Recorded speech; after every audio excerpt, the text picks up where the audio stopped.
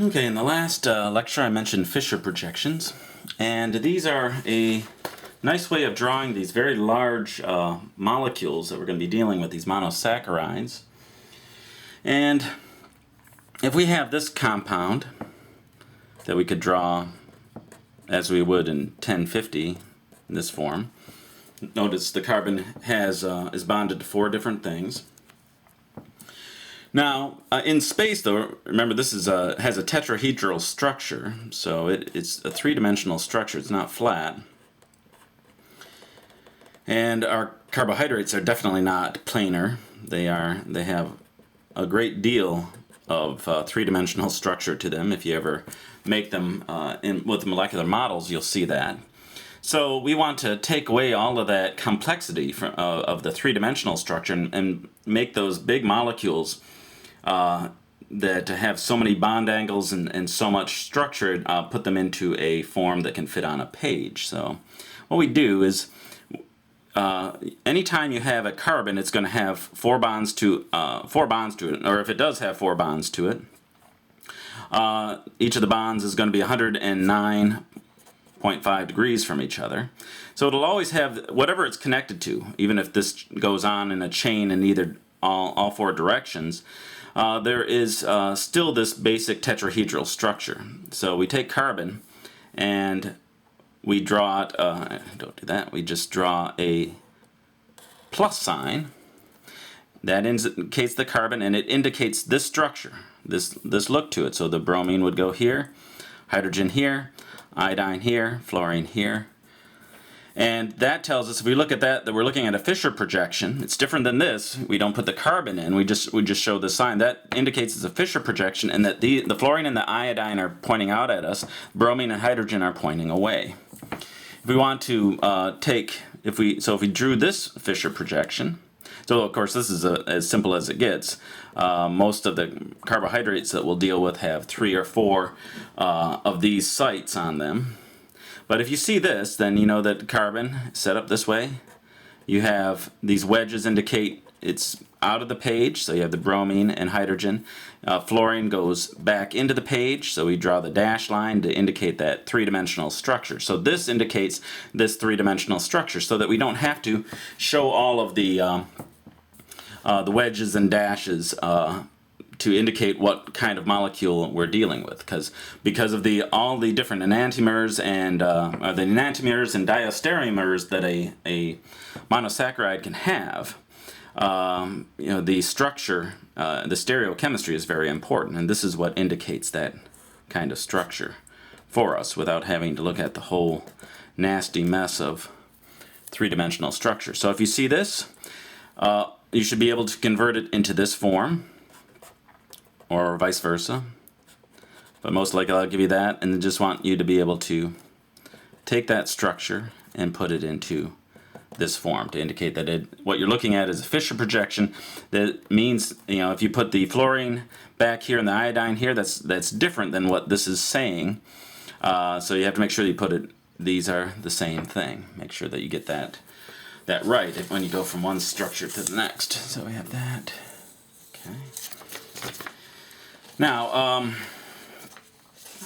this next thing here, show the enantiomer and 2 diastereomers of the following molecule using Fischer projection. So I haven't drawn the molecule. Let me put it in here. And I had wanted to do these all out on my modeling program, but it just got to be too much, too difficult when I thought I can just draw these. So apologize for the handwritten structures. I'll try to be neat.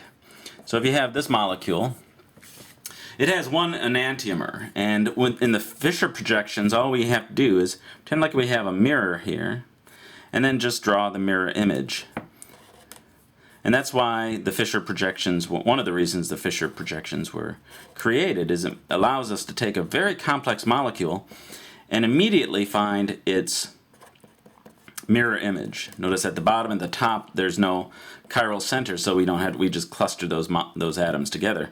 But here, each of these sites at the intersections is a chiral center. So very clever that we can take a incredibly complex 3-dimensional structure with all of these atoms and put it into a form so that we can find the, in this case, the L form of the monosaccharide and the D form of the monosaccharide instantly. So very cool. Now those are the enantiomers. Diastereomers will have the same number of carbons, same number of chiral centers. The ends will be the same, so they want 2 of these. So just do, I don't know if I can, I'm just gonna go back and forth here. So the basic structure is the same as this guy. Now, this one has and notice I drew the oxygens and hydrogens backwards here to indicate this bond is to oxygen. That's what we generally do here. I mean, we know if we drew this as OH that the hydrogen isn't bonded to the carbon, but that's just tradition to make sure that you make that distinction. Now, this is the original compound, this is the enantiomer, so we just have to draw 2 structures that have the OH groups in a different form. So we have the OH groups together here and together here, so if I drew this and drew it apart here, where is it? Yeah. Then that's a different one, and that would be a diastereomer, and then I could put the last one wherever. And then neither of these have the OH groups all on the same side. So if I wanted to make up another one, there's a few, probably 2 more here, maybe more, but I only see 2 more we could do. And so these have the same number of carbons, oxygens, hydrogens. They have the same functional groups on the ends, but they are definitely not the original molecule or the enantiomer. So these are these are enantiomers of each other. These are diastereomers. And this one, the OH is on the left, so that's an L. OH is on the right, so that's R. And we only look at that, for that designation, we only look at that last OH group. And so, well, what about the other ones? Well, the other ones, when they change, well, in this case, since these are just enantiomers, they're the same compound.